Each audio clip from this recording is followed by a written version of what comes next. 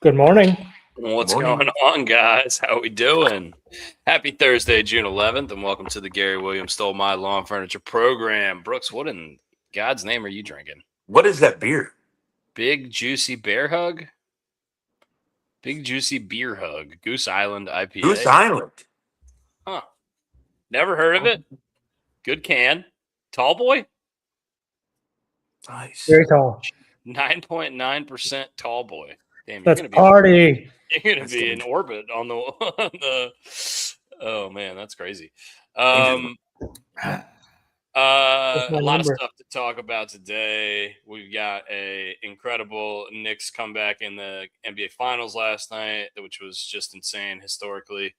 The biggest comeback in NBA Finals history. We've got the Orioles, Brandon Young with another immaculate start, and Jackson Holiday hitting the grand slam to really bust it open in the middle innings there. And then Patrick Mahomes reworked his deal, $500 million in What total guarantees. I'm not sure if it's guarantees or total contracts. We got a lot of stuff to talk about, but we got a lot going on. And just yeah. a heads up, there's going to be like a 2-minute window where I have to jump off because I'm getting a large package delivered. So I have to go downstairs and assist with the delivery. Just a heads up. Should be arriving in about 20 minutes. I wish you. All right, you got a large package coming. Brian's getting a large package. Large package time. Hey, sausage pizza? All right, yeah. Let's start off with yesterday's game with the Orioles. Brandon Young, 7 scoreless, 88 pitches. I was expecting that he might go out in the 8th, but I guess really not any reason to after the Holiday Grand Slam. Yeah. What did you guys see out of him? Brooks, what have you seen out of him in his last, what is it, 5-6 starts that he's been really, really good? Good stuff.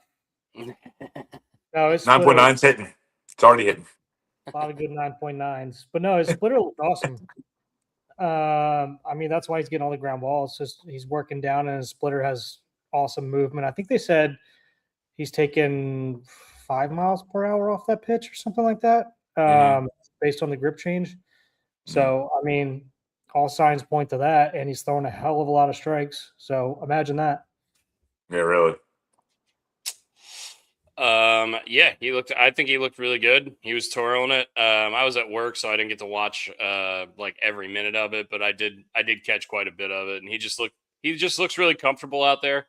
And it seems like the defense has some confidence behind him, which is nice. I like that Leote laid down that bunt yesterday and forced that throwaway, which was honestly really wasn't even a throwaway. It was just kind of Naylor dropped the ball. I love that the Orioles are playing small ball, getting aggressive like that, and so that was good to see. Alonso hitting the solo bomb to center was nice after he struck out like 100 times with the bases loaded in like 3 games somehow. I don't know how he kept doing it, but he's quietly. I mean, look, he's got 14 homers, and we're like a third of the way through the season. He's quietly on pace for like a 40 homer season, and I know. He hasn't even seemed like he's been as locked in as he normally is at the plate. So, I think signs pointing up a little bit after yesterday, after, 3 really, really, actually it was 4 straight losses, but 3 of them in a row really felt like winnable games. Yeah. What do you guys? What were your other takeaways from the game yesterday, or really the last couple of games? Because we did lose a couple more frustrating ones since, or I guess the one more frustrating one since the last time we talked that night. Any other takeaways? I'm going to defer to you guys. I turned on the game like 2 pitches for Jackson Holiday's grand slam, so I didn't get a chance to watch a lot of it. Fair enough. Brooks? I mean, yeah, it was good. I mean, obviously he's a tough pitcher. Everybody on Seattle's starting rotation is really good. So yeah, I mean, I wasn't expecting to put up 7 against them. So the bomb was nice. The grand slam was nice. I mean, it's so nice when like you can go out, score runs, pitching does their job, bullpen does their job, defense plays well. Why can't we just do that all the time? That's why we play the games, though. Because it's hard to do. His hard to baseball's do. hard. It's hard. Roach needed a Gunnar Henderson hit to win his parlay. I don't even know how much it was for. It was like $5 to win like 150. And he just needed Gunnar Henderson to get a hit, and then his home run got robbed. Yeah. Well, that ball he spoke to the wall. It would have been a double. It doesn't matter. It would have been whatever. It was a ridiculous catch at the right field wall. But yeah, I saw that and I was like, oh, he got it. And then I saw the catch. Yeah, that was nuts. That's the gambling gods, man. The gambling gods. And I think it was Ward almost got picked off first base after that. Got thrown out of first base. I mean, I had to do. I assume that's because when Gunnar hit that, he sat there and stared at it because he probably wasn't sure if he got it or not. Mm. He was waiting to see if it was going to go off the wall or not. But I'm thinking that Ward was probably like, "All right, he got it. I'm going." But yeah, tonight we've got Bradish. Or sorry, not tonight. Is it tonight? Yeah, tonight. ESPN. I thought it was day game. It's an ESPN game. Shit. Mm-hmm. All right. Kyle Bradish and Brian Wu on the bump. Brian Wu coming in with a 1.00 whip as a starting pitcher. That is a very good number there. Strikes out a lot of guys, doesn't walk a lot of guys. Really good pitcher. So it's going to be a tough matchup for the O's tonight. Bradish, man, 3-7 with the 3.89. That's kind of tough. We need to get those numbers turned around for Bradish a little bit. 3.89, not too bad. No, 3-7. 3-7. Nothing. I know nothing he can do about it, but come on, birds. Come on, birds. Remember that year Jacob DeGrom won Remember when DeGrom won the Cy Young with like 10 wins because he had like a 1.7 ERA and they just couldn't score runs behind him? I think he had more losses than wins. I'm pretty sure. Yeah, I think it was like 10-9. Yeah, it was crazy though. He had like a 1.7 ERA and was losing games constantly. Yeah. We're back to 10 games below the lead in the American League East. The Tampa Bay Rays have reached 40 wins. The Yankees are at 41. Those are the only two teams in the American League that are up above 40 wins. Chicago White Sox, by the way, still hanging in there. They're winning the Central right now. They're better than us at the moment. Cannot believe that. Definitely would not have thought that. Can't really name more than probably 3 or 4 players on that team. Seattle, who we're continuing to play, is at the top of the AL West. The Texas Rangers right behind them. Braves still best team in baseball. Dodgers still, lurking right behind. And the Brewers, even though the whole Central has been doing good, the Reds have been on a little bit of a skid. So have the Cubs. But the Brewers are, I don't know how they keep doing it. They trade all their good players away, and then they get more out of thin air every year. I don't understand it. They're the Devil Rays of the National League. At this point, they're better at doing the Devil Rays than the Devil Rays are. Yeah, but I don't know. I mean, we thought the Devil Rays were the 5th best odds in the division this year, and they're the best team in the American League right now. So, I mean, honestly, we all said like, hey, we're picking them 4th or 5th, but like, wouldn't be surprised if they end up 2nd. I mean, yeah. But yeah, especially in a tough division, they've been really, really good. I mean, so that's when, despite not having Judge there, Ben Rice is just on a tear this year. Yeah, and their pitching is crazy. Speaking of being on a tear, Yordan Alvarez continues his tear. Sixth in the league in average, 2nd in the league in home runs. Because I didn't pick him. Not far behind the RBI marks either.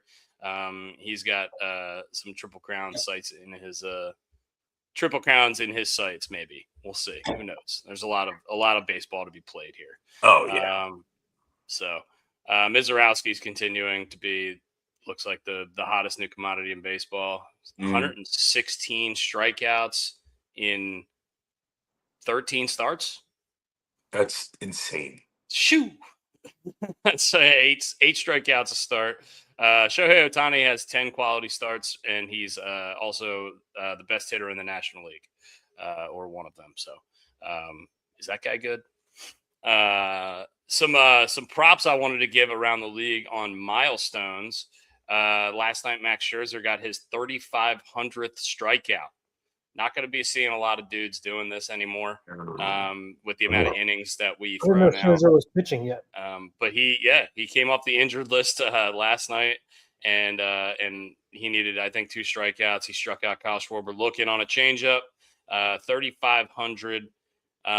He's the 11th pitcher in big league history. The next man up for him to pass is Walter Johnson at 3,509.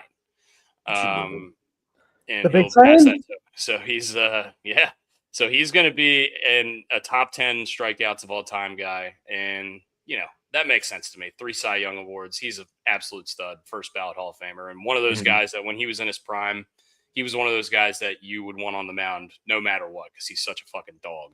Holy hell. See his stats on the year right now, though? No, is it bad? He lost last night. He's 1-4 with a 10.23 ERA. Not great. But Hall of Famer. Hall of Famer. Not good.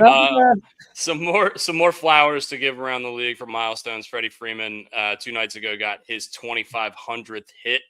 17-year veteran. He is probably going to play until he's 40, if I had to guess, especially on this Dodgers team. Why would he ever want to quit playing for this Dodgers team? And he's still playing at a high level. He's playing. He's got a good clip going. I mean, he's going to play at least another 3.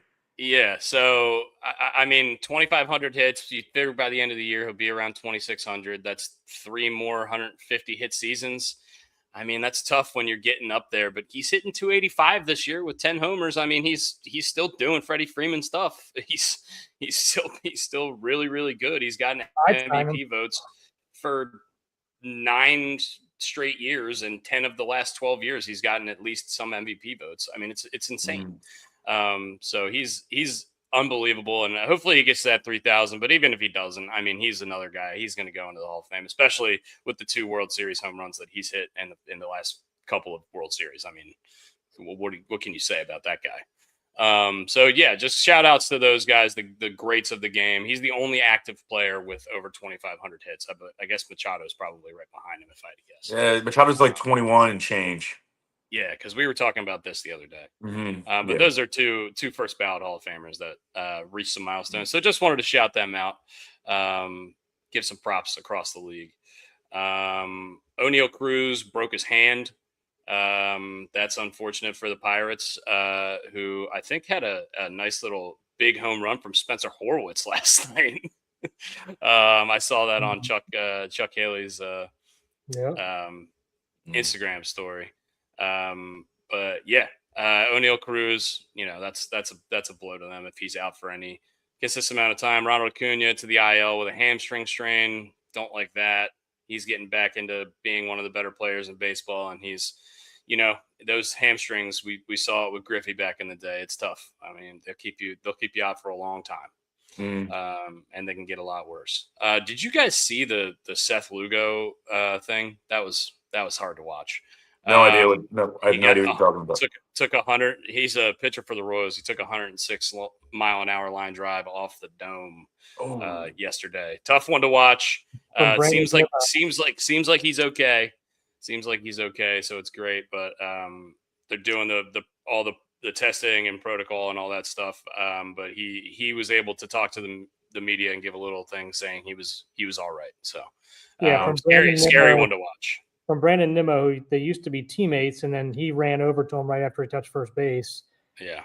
They make sure he was okay, and I guess he went back to first base as they were taking Lugo out, and Lugo looks at him. He's like, "You couldn't have just hit a home run?" Like, yeah. So at least he was feeling good enough to make a joke out of it. Yeah. Oh man. Yeah, that's good that he has his wits about him. Tarek Skubal, Laura says, is set to return on Saturday. Lot of trade rumors swirling around Tarek Skubal, especially with the Tigers still kind of floundering. I think they've only won like one game in the last month. It feels like. Casey Mize is pitching well too. I think so. They're 28-40.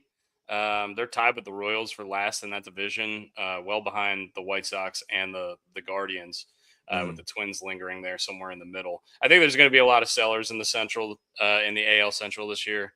I don't know. I think the Twins and the Tigers for sure. I can't see the White Sox holding this up. But anyway, Scooble, if he ends up getting traded, it's going to be one of the biggest trade packages you'll see. I assume if the team he gets traded to will either have a deal in place or the price will be, adjusted because of the rental aspect of the deal or the potential. So that's going to be something to monitor. We've got plenty of time until the deadline, plenty of baseball to be played. And once again, he's coming off an injury. So who knows? We're assuming he's going to be all right, but these things don't always go 100% according to plan. So just something that's really interesting as we move towards the meat and potatoes of the season. We're 65 games in. So, I mean, look, we're more than a third through the season, which is crazy. Feels like it just started. But yeah, we've got all-star ballots coming out already. I mean, what are we doing? Isn't it too early for that? I mean, the All-Star break's like middle of July? Yeah, it's a month away. Do we start voting for the All-Star game a month early? Is that what we do? Yeah, I mean, good Lord, I feel like it was like coming out like a month into the season a couple years ago. I don't even care. Like, I don't care who makes it from the Orioles. Like, I just want to get I want to get the team back on track and not worry about the All-Star. Yeah. I mean, it's one of those things that it's fun to look at when your team's doing well. Hey, we have 6 or 7 All-Stars, and it's not like that this year for us. So. No. I don't know. I had this thought last night when Blaze hit that 2-out double that got us the run. I think the third run of the game before Holiday hit the grand slam. I was like, man, these like role players were so awesome for the teams in 2012, 2014, 2016. We always remember them so fondly. The Delman Youngs, of course, those kind of guys, and I feel like we would have a lot more love for those guys this year, like the Jeremiah Jackson month we had, the Blaze Alexander stint we're having right now. If the best players on the team were living up to their potential, we're still really frustrated with Gunnar. I know he's making better swings, but I'm frustrated with him at the plate, man. I mean, look, you're the best player on this team. We need more production out of you at the plate. We can't be having the best player on the team hitting 210. We just can't. And Pete Alonso striking out with the bases loaded, like I said, like 4 times, I think, in the last, his last 13 plate appearances at some point. And I know he hit the homer last night, but like, God, I just feel like there's some vibes from this team. Like, we really could have something special here if the best players really start to pick it up. So I'm hoping that they can. And then we get these months from these role players where they get super hot. And that's when you can really start being like, oh man, we can't do anything wrong. So yeah, and I mean, Roger, really, like you said, they're not that far off. Like you said, like if a couple guys start playing like they're supposed to play, like this team could really start going. Or Holiday starts living up to the hype a little bit more. Mayo starts living up to the hype a little bit more. Kowser gets more consistent on offense. Like there's all those things are happening at the moment. Yeah, but they need to keep happening. And that's the problem. It feels like every time we get started, we get like 3 or 4 days of this happening, and then we fall off a cliff again. So hottest hitter on the team right now, Tyler O'Neill. I didn't think you'd ever say that statement this season. What did they? Did the pitcher throw a ball behind him and it hit his bat on his shoulder or something? Is that how you got to hit?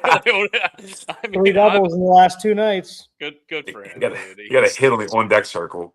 He stinks. Yeah, but it would be nice to see him start getting going again. But it would help the team at least. I'm certainly rooting for all of those guys, but he's one of those. He's rubbed me the wrong way. Yeah, I kind of lost a little bit of respect for him when twice this season I've seen him not know where a pop-up went off of his bat. It just didn't run out of the box, and then all of a sudden it was one of them was just foul on the line, and one of them ended up fair, I think. And I'm just like, what the fuck are we doing, man? Just run if you don't know where it's at. Yeah, I saw there was a Soto play maybe 2 or 3 days ago, and the Mets season has been, I mean, pretty much a complete disaster. They're 15 and a half games out of first place, and they're the worst team in their division by a lot. And I saw Soto dogged a ground ball to the infield somewhere, and it ended up being the guy bobbled it, and they ended up still getting him because he just didn't run. And there was so many Mets fans on Twitter like, we can't believe we paid this guy $750 million. He can't run to first base. Bad luck. Yeah. Kerstad hitting 281 in Norfolk. Didn't know that. Keep forgetting this guy exists, honestly. And we saw, I mean, he's a guy who's capable of getting real hot. 220 versus left-handed pitching. He's not going to play against lefties anyway. No. Even the best players on the team don't play when we play lefties. So, did you guys see the Jim Palmer comments on Albernaz? No. He basically said, I'm gonna pull up the quote because I don't want to misquote it, but he had some choice words for Albernaz. Here it is. He's the manager.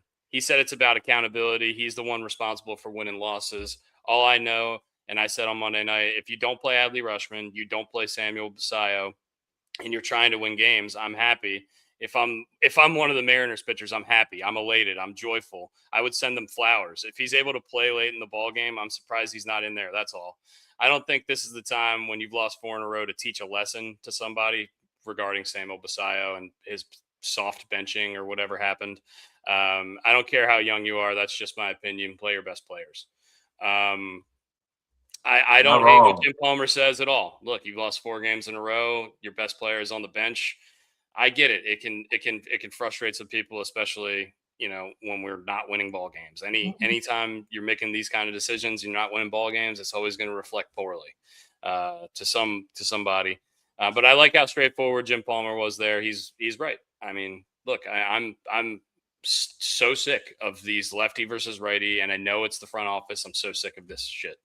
I'm just get the best players out there, get them in the lineup. I don't care. But you got to have the analytics. They're so good for you.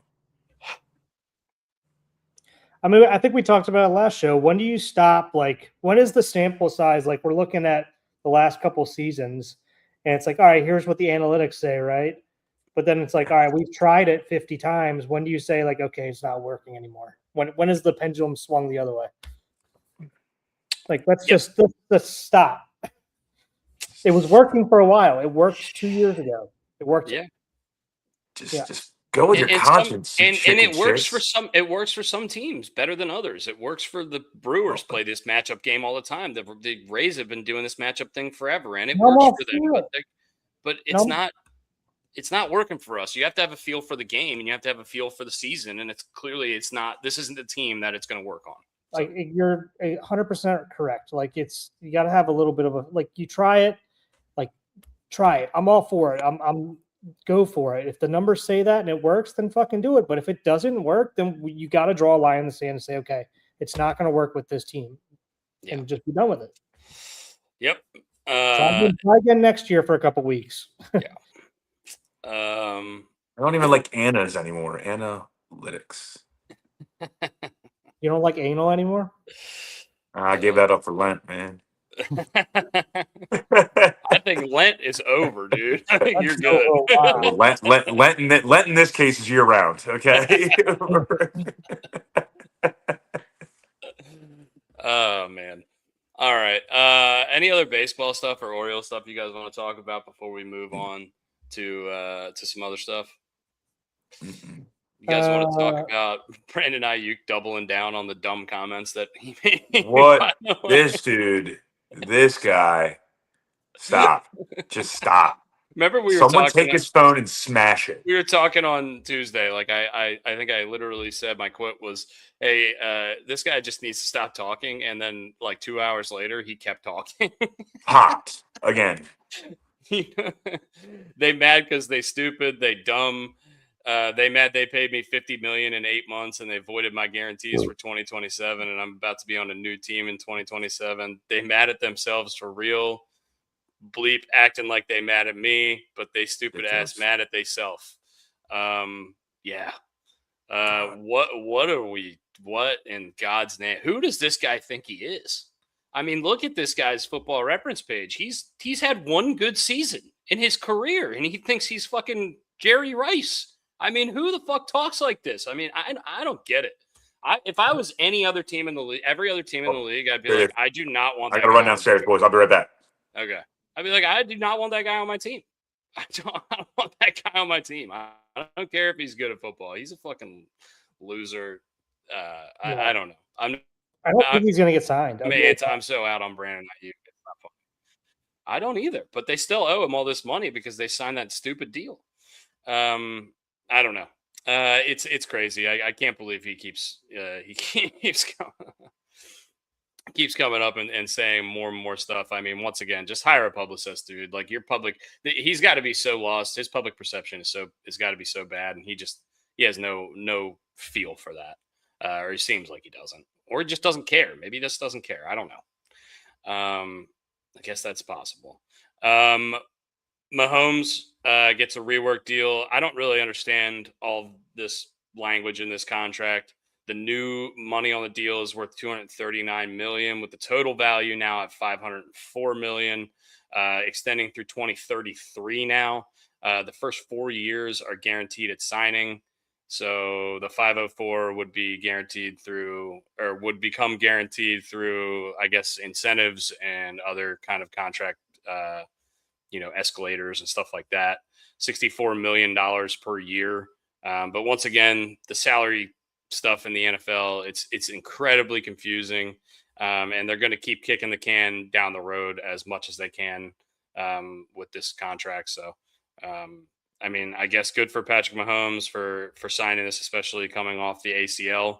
But I mean, I guess he deserves it. He's 3-time Super Bowl champion already, but it's just strange. What did you make of this, Brooks? Or did you read into it at all? No, not really. Okay.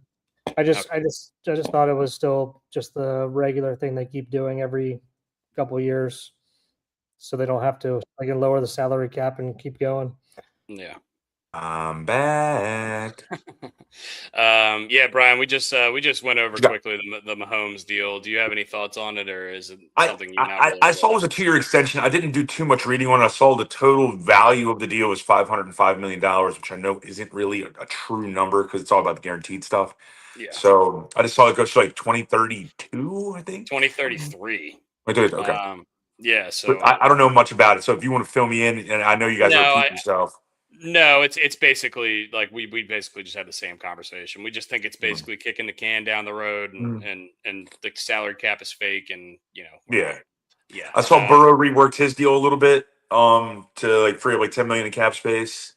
Yeah, I think that was specifically for Dexter Lawrence, who they just traded for in the offseason. I think that was for him, so his extension could not make them go over some sort of threshold or whatever. I don't know.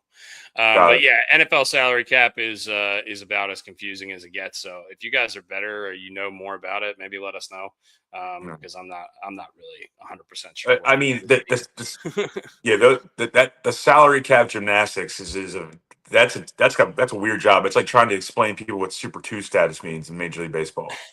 So I do have a little trivia for you guys, football NFL trivia, if you guys want to take a shot. I got this one given to me yesterday. So there is only one NFL team who has a logo that is a plant.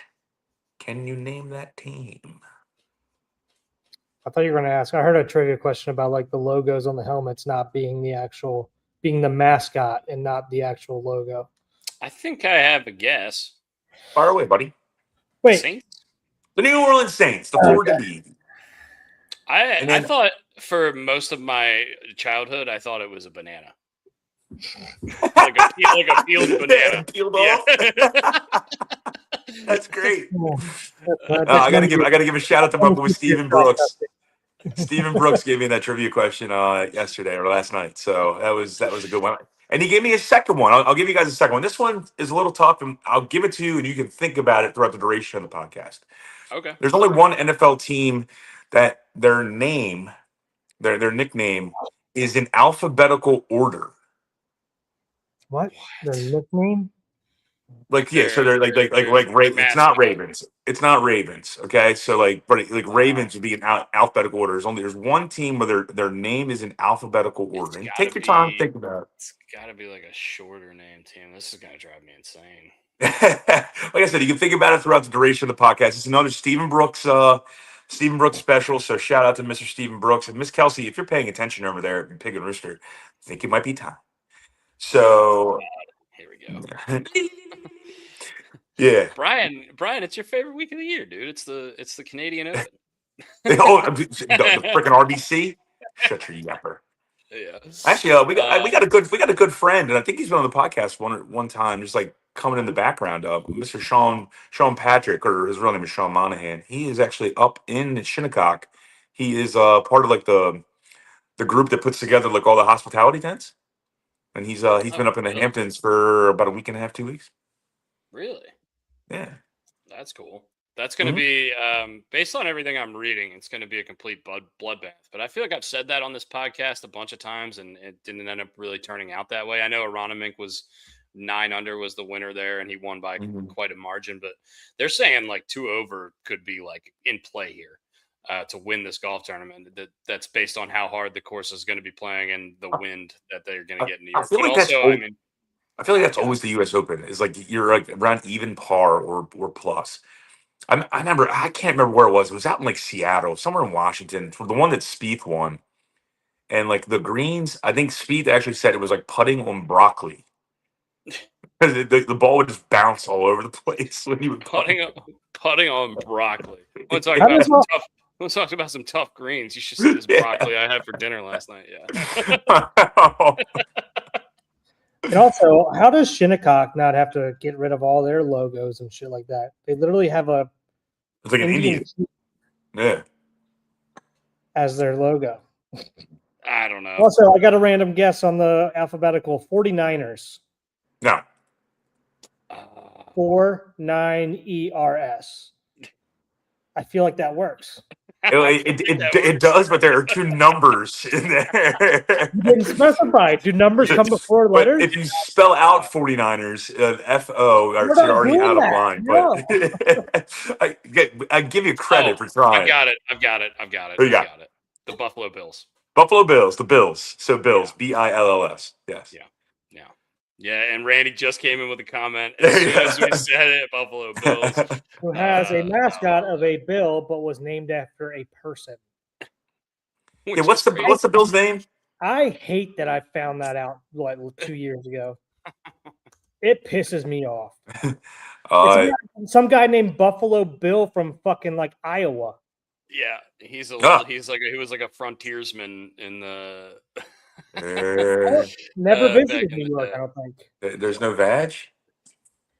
Oh no. What is we're slacking today. We got a delivery? We got a delivery. We have a full veg and a natural light. I need a veg. It's not delivery, it's DiGiorno. Kelsey's laughing at you, bro. Cheers. So I guess the second trip will be a veg, dude.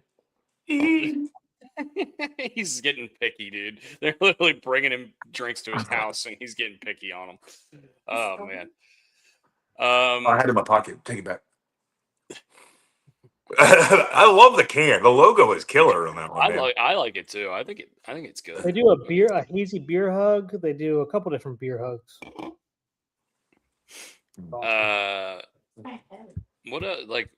Is that a new one? This is new this year, I think. It's the big juicy beer hug. They usually have a just a hazy beer hug, and then they have a what was it called? Like I don't know, different versions of beer hugs. But they're always, a tropical beer hug, I think. And then they do, it's all versions of beer hugs with a bear with sunglasses, which is awesome. Sticking with football, but going to college, the AD for Texas Tech came out and basically said a statement. Yeah, this situation is hard. It's new. There's no perfect answer, is what he said on. Yeah, there's an answer. Part of the quote. That's part of the quote. He gave a longer, but that's the gist of it. And he's he's basically saying nothing in a 5-paragraph statement. That he's doing the Derek Jeter, says a shitload of words and says absolutely nothing. No, what he tried to do in his statement was like, "Hey, we're trying to protect the kid and help him grow." He sought help for his addiction. We're trying to help him through his addiction and not leave him by himself and be surrounded by his team and blah blah blah. It's like, okay, we know what's going on. Irreparable damage because you can't gamble and be around your team. Here's gonna be irreparable damage. Why don't we cut your fucking thumbs off and you can't press bet. Fucking- I don't know. I I've hate just this seen shit. Let's just baby the living hell out of everybody. Drew types on his phone with his finger like this, like a 90-year-old man. Watching my father type on a keyboard is like watching Freddie got fingered. Like, Daddy, would you like some sausages? Like, I can't. Drew texts like this. And it drives me insane. Insane. Did he have a was it called a PDA back in the day? One of those like stylus things. You like type with Stylus, stylus. yeah. Oh yeah, a Palm Pilot. Yeah. Palm Pilot, that's what it is. What a throwback! Wow. Dude, Yeah, what, but this what a good for nothing device that was. no shit. No Couldn't make shit. calls, you couldn't text, you couldn't email, but you could probably like write a note on it if you wanted Yeah. to. That's it. Remember Brooks? Remember BlackBerry Messenger, BBM? You could only Right. you can BBM. only talk. You can only talk to other people with Blackberries. on it. BBM Let's- was Let's the not say BBM that much anymore, guys. Okay. but But BlackBerry Messenger was This- the go. this is a joke. They talk about like some of these presidents and chancellors and whatnot from the Big 12 and from other colleges around or other universities around the country are talking about the integrity of the game and this is a bad precedent. Look, if they want to preach integrity, then why don't they have some themselves? Because right now the president of the school can tell the coach and the AD to not play this kid. But you know what the problem is? He signed a contract that gives them $5 million, and they don't want to have no, ROI, and when they need return on their investment, right? So they're not going to have the integrity that they're preaching and talking about. This is BS. It's just absolute trash, and I hope the kid is successful when he goes to the next level because he will go to the next level in one way, shape, or form. But he should be playing college football. Really? Is he You that you good? broke the rules. You knew what you were doing. Like, and you did it. You did it for $90,000 over like 1,000 or 2,000 times. And look, I don't care that you're betting on international Korean tennis. Okay, I don't know ping pong matches. Who cares? You bet you bet against your own team, or not against your own team, but you bet while playing for Indiana, and you had insider information.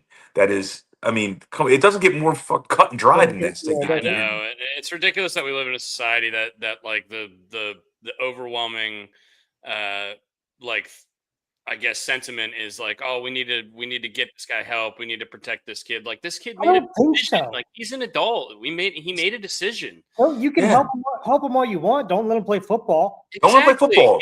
Give him the help he needs, and he's get him the gambling help and do all this stuff. But But- he's not but- allowed to play football also anymore. He broke the he- fucking he- rules. In But also, irreparable we look at- damage. He can't be around his teammates. He can't be around his coaches. Okay. How about this? He can be on the team. He just can't play in a damn game. Like that's it. He can still be around his teammates. He can still be around his coaches. He's not gonna, he's not gonna have mental anguish. Just let him sit there on the sidelines with no pads on.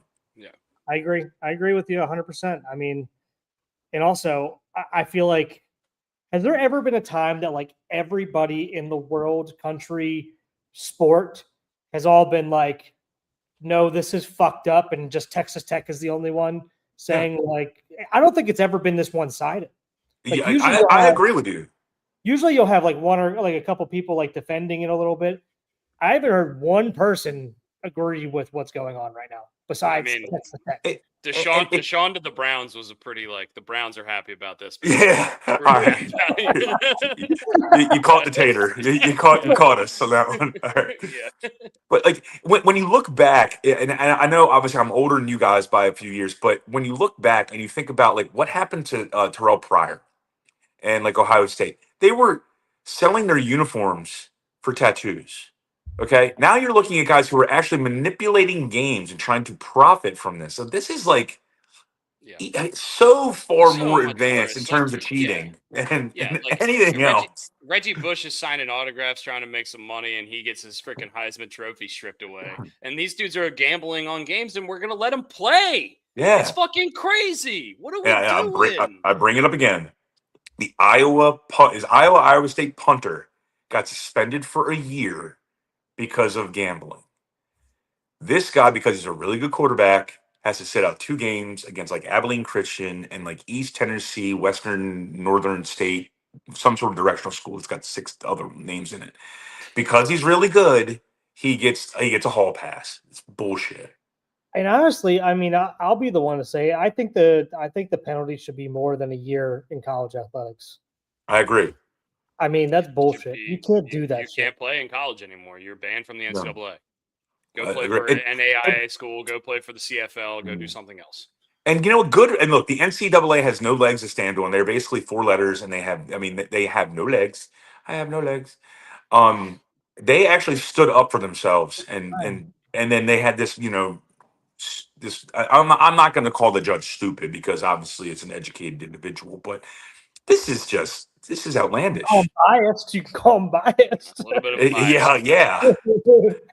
Like, oh, he lives 300 miles away from Lubbock. Okay, awesome. That's great to hear. I don't give a damn about where he lives or she lives, whoever it is. Yeah. Also, and I know the NCAA is probably working to try to figure out something. And to be honest with you, I hope it keeps trending in the direction where like nobody's going to play them this year to the point where they're going to have to like say, okay, he can't play this year. Will you guys play now?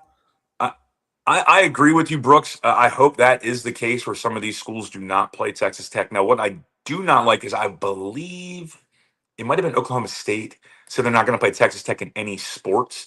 So, like, look, that's not fair. Like the Texas Tech cross country team didn't do anything wrong to anyone. Yeah.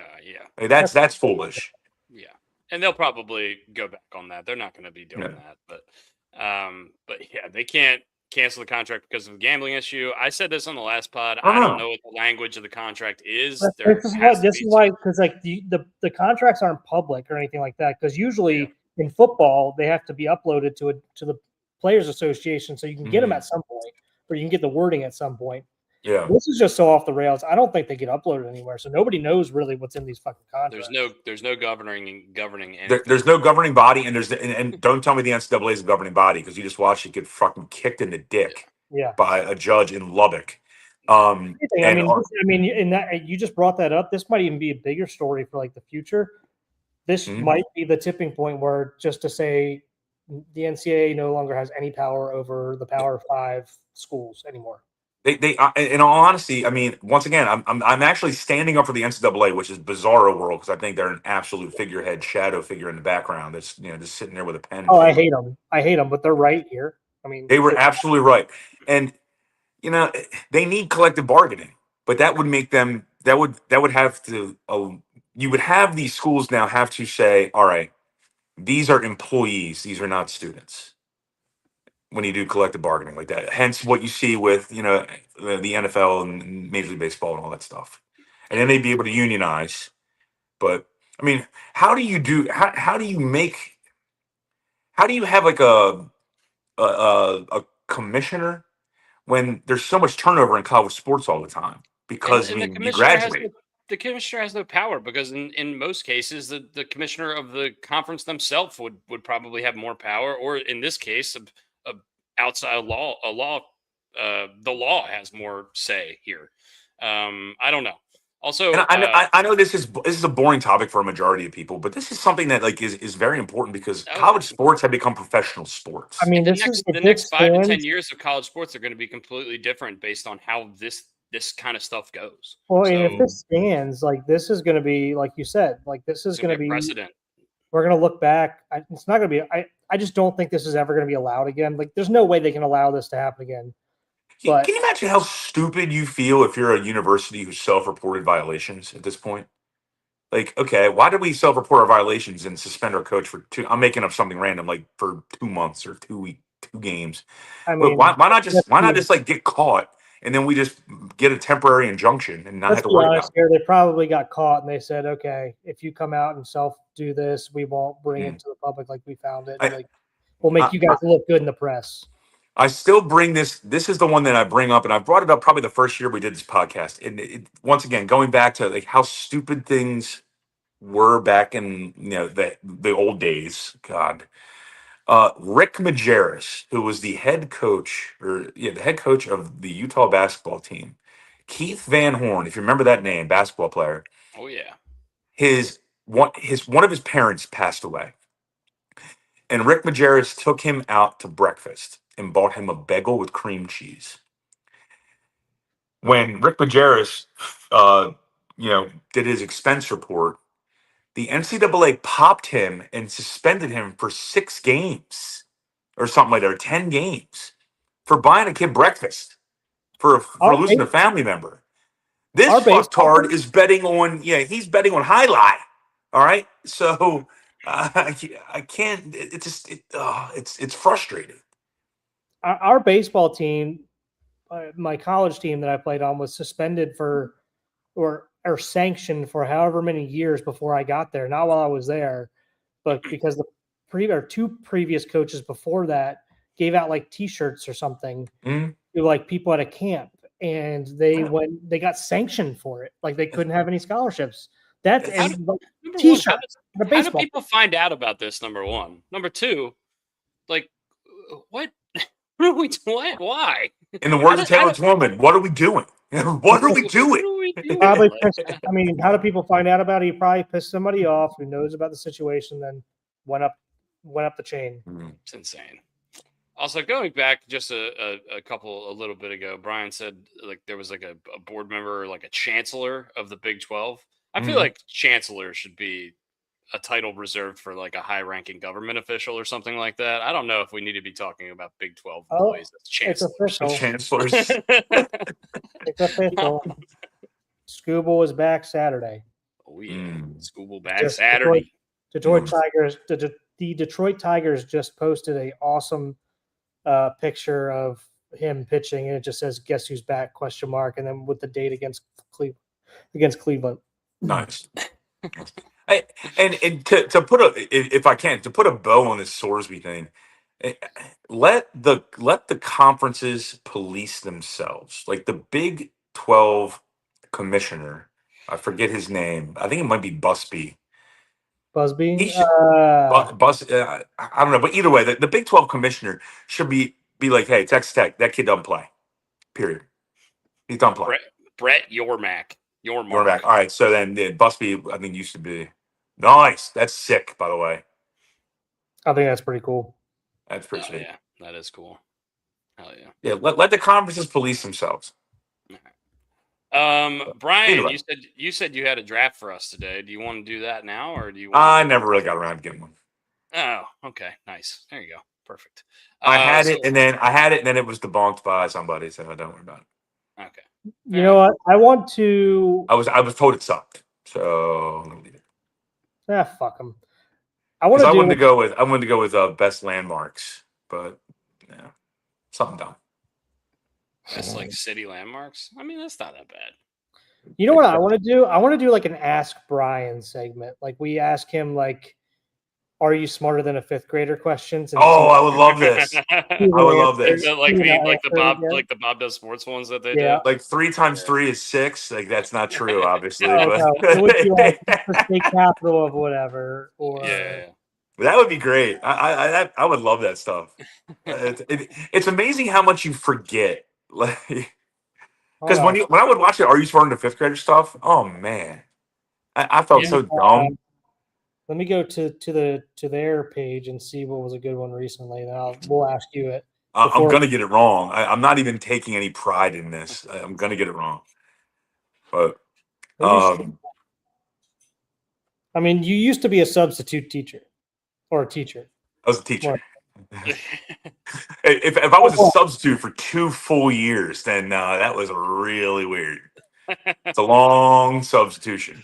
It's a long time to be a sub. Yeah. Laura said she wrote her MBA thesis on eliminating college athletics because of the money. Mm. Yeah, I mean, I can see that. Like, they're never going to do it. They'll never do it. They've got to find a better way to police it or govern it, and it seems like there's just no one in charge, and there never really has been anybody in charge. And I don't know.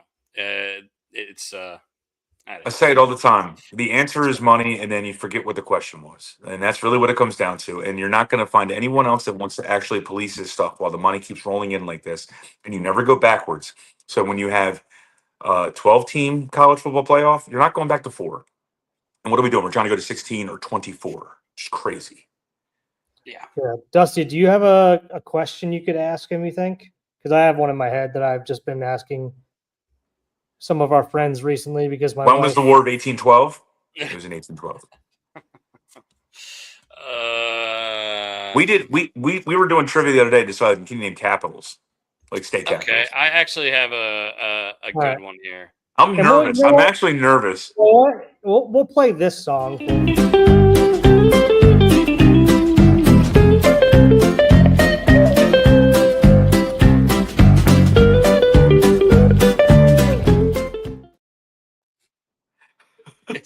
It's not a snake draft, but we're doing it anyway. We're doing I guess I got to make a new intro for this. trivia time Ask with Brian. Instead of Ask Jeeves, ask Brian. Yeah. All right. So here is my question. Fire away. My palms are sweating. Knees weak, arms are heavy. Go ahead. What number president, as in George Washington was the first president, obviously, right? Mm-hmm. What number president was Abraham Lincoln? And it boggles my mind how many people don't know this because I feel like it's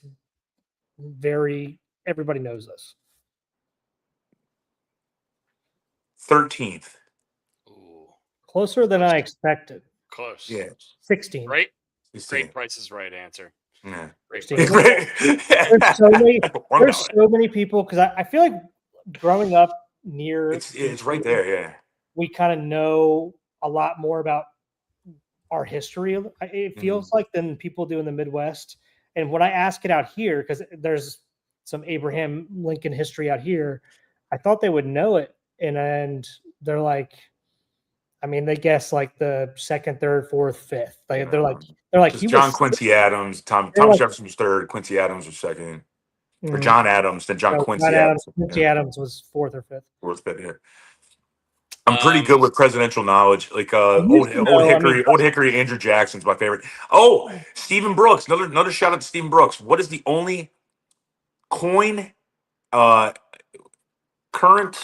coin in circulation that has the face of the president turning right? That's Lincoln, isn't it? No. Coin. Remember coin? Oh. And active. So like for example, a Buffalo nickel, which isn't like current currency. Yeah.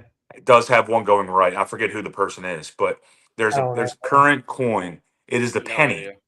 The penny has I don't even remember who the hell's on the penny. Lincoln. That's who I said. Is it Lincoln? Is it Lincoln? Okay. I said Lincoln. I said it. I got it right. You got to give the coin.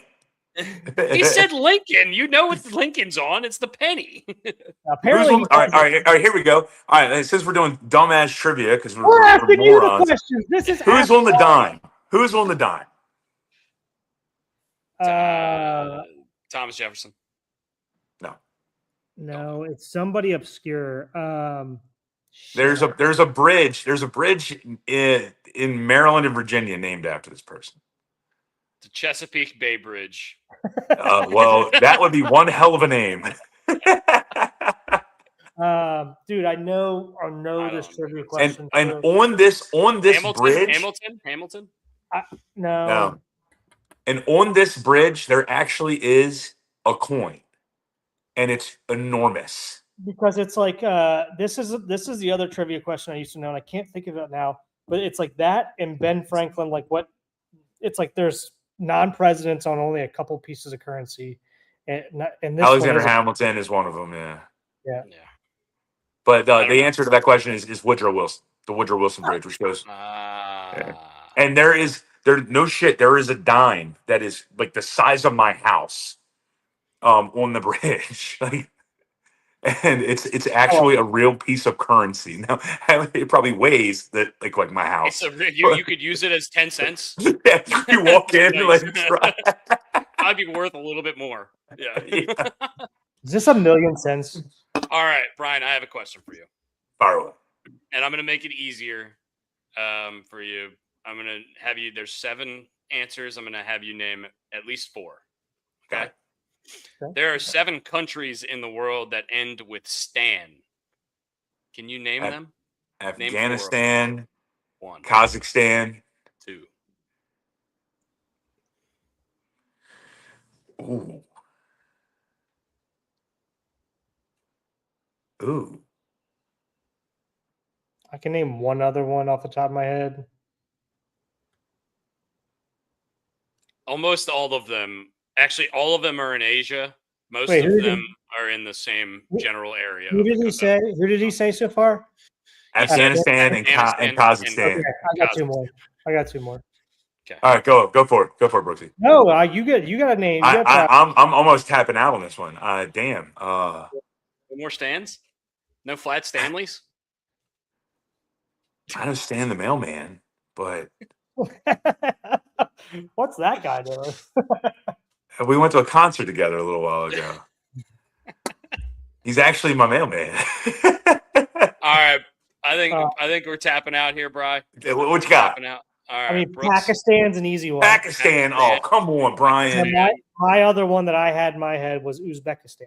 Uzbekistan is also there. The 3 other ones are Turkmenistan. Okay. Kyrgyzstan. And there's one called Tajikistan. Ooh, that sounds like a dish. I said Tajikistan. Tajikistan. Why don't they just name it Tajikistan? What's that tzatziki sauce? What is dude! I saw a young lady named Katerina, awesome friend. She had on an Oreo jersey, and it had the Oreo bird, and instead of like mustard, ketchup, relish, it just said tzatziki. I'm like, I need this.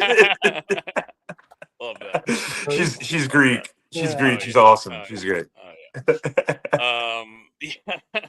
All right, that was Ask Brian. I like this segment. I like this segment. Just do me a favor. Do not give me any music trivia or any literature trivia. I am out. These are all going to be like general knowledge questions. Right. Everybody who wrote The Great Gatsby? F. Scott Fitzgerald. I think. There you go. Fuck Scott Fitzgerald. Love it. What did he do to you? Why we effing Scott Fitzgerald, man? Jesus. That's a joke from the movie Ted. I always like I was like, in what war was the national anthem written? And people always go revolutionary. It's just like instantaneous Revolutionary War. It's like it's War of fucking 1812. All right. I understand why they do it, but yeah, that's a dumb answer. Like take another second and think, and then you're like, oh shit. Oh shit. Can I give you a small movie trivia question, because you're probably gonna know. Brooks is almost certainly gonna know. Because I have a Devil Wears Prada review again if you want. Because I watched it yesterday. What is Nicolas Cage's name in the movie Gone in 60 Seconds? And Memphis Reigns. Yes, it is. And what is the name? And what is the name of the car at the end? Eleanor. Eleanor is correct. Yeah, gets Memphis Reigns knocks the. Taken me a second. Memphis Reigns, Randall Memphis Reigns, and Kip was his little brother. And then the guy who doesn't talk, his name is Sphinx. I remember Sphinx. that too. Yeah. And he goes, when they heard that click out, he goes, "Man, I thought you were from Long Beach." You guys both must have watched this recently. I watched it yesterday. It was awesome. I love that movie. Raymond Calitri is the bad guy. Yep. The end of Gladiator was on. I watched the last 45 minutes of Gladiator, and then I watched the entirety of Gone in 60 Seconds. Then I went to work. I don't know my own social security number, but I know Maximus's middle name, which is Decimus. Maximus Decimus Meridius. Yeah. Leader of the armies of the North. Marcus. General of the Felix. Marcus Aurelius. Yeah. Marcus Aurelius. Yeah. Yeah. And I will have my vengeance. This is why this podcast is fantastic, because we are just fucking going off the rails. Where is the only state in the country you can mine this has got Arkansas written all over it. Where are the diamond mines? It's got to be Arkansas. That's where is the diamonds? No Shining like a diamond. No idea. And also, is this a fact? What if some guy like found diamonds in his house in Maryland, and that's not the answer? Or under his house, like in the ground somewhere. I don't know. Where do you find diamonds? In caves? I like the alma mater game. I like playing where do people go to school? Yeah. That's a fun one. Like, and you try to make it a little obscure. Like, you can't say like, okay, where did where did Bryce Young go? Like everyone's gonna be like Alabama, okay? But like where did like T.O. go? Where did Terrell Owens go to school? I got It's another like trivia question. Southeast Missouri, isn't it? Something like that. That's Jerry Rice. Southwest Missouri State. T.O. is Tennessee Chattanooga. Yeah. Yeah. It's a fun little back and forth. And there's a lot of people I forget. Like where did Aaron Donald go? Pitt. Easy. Pitt. There you go. Yeah. Easy. Pitt Panthers, by the way, best Mount Rushmore of any college program, potentially. Aaron Donald, Dan Marino, LaShawn McCoy, and Larry Fitzgerald. Okay, you can take LaShawn McCoy and shove it. Okay, who else? Who did I miss? I don't know, but to get him off LaShawn, that. I mean, he's the fourth guy on Hold it. on, you forgot another one. Probably another one. Johnny Unitas. No, he went to Pitt? No, he's Notre Dame, right? He's from Pittsburgh. No. Sorry. He's from Pittsburgh. Notre Dame's probably got the number one, like the Mount Rushmore. Yeah, I mean, look, it's one of those ones that you wouldn't think of Pitt first, right? But they have like all these incredible players. Yeah, I mean, and like Syracuse is up there too, which is wild to think. What, McNabb? No, I mean you had Jim Brown. Yeah, Jim Brown. You had Ernie Davis. Brian, I have a question for you. What's up? Greg Paulus, former Duke Blue Devil. Get out of here! Shut your Jerry McNamara. I think there's a Copper Hall quarterback that played there as well. Pitt? At Syracuse. Brooks, you said you had a question, Brian? What is the only letter not used in a state in the United States for names? It's the only letter that is not seen in any of these states' names. Q? Damn it. That was too quick. Damn, that was a good one. I was going to guess X. What's X in? Texas. Texas, buddy. Hey, all my exes live in Texas. You give me like 8 seconds to think about it. I'm sorry. Damn you give him the easy ones. Spell USSR. Damn it. Why does he get all the easy ones? Where was the first spring training for the NBA? I have no idea. Arkansas, probably. Arkansas, maybe. I think someone might have to fact check me on this one, but the first organized baseball game was actually held in Cincinnati. No. Yeah. Abner Doubleday, dude. I think it was. Someone fact checked that. Someone told me that. I don't know if it's true or not, but Doubleday Field is up in. It's in Cooperstown. It was held in Hoboken, New Jersey. Yeah. Hoboken, New Jersey. Oh, hey, when's different rules on this topic? Are you guys excited for the CWS? Yeah, it starts Friday, right? Tomorrow. Mm-hmm. Yeah, I'm kind of pumped. I know Foy, our boy Foy, is super pumped about West Virginia being in. They're playing Troy, and per Foy, of the 8 teams that made Omaha, Troy's like the lowest in terms of record or whatever, strength of schedule, something. So good for those guys. I love the College World Series. I think it's one of the best venues. Laura says, "Where's Z used?" Randy answers, Arizona. Yeah, I'm pumped for it. Who's the favorite? It's Carolina. UNC, right? UNC. I would think they're the favorites at this point, but I mean, we've seen it in the College World Series. Anything can happen. It's going to be awesome. It doesn't matter. I mean, I remember when Coastal Carolina won. I want to say in 2019. Something like that, 2018. Yeah. And then when Fresno State won, and they weren't even ranked. Yeah. That was really fun. All right, we're an hour into the show. We didn't talk about the basketball game yet. Brooks, I know you probably didn't watch it, but it's the biggest comeback in the history of the NBA Finals. 29-point deficit in the second half, and they came back and won. They went on a 20-4 run at one point, and then Victor Wembanyama missed a couple really clutch free throws at the end. De'Aaron Fox forgot how to play basketball for roughly 45 real-life minutes. And OG Anunoby has one of the, probably one of the plays we're going to be seeing for the rest of our lives. Jalen Brunson takes a really long three with about 5 seconds left on the clock.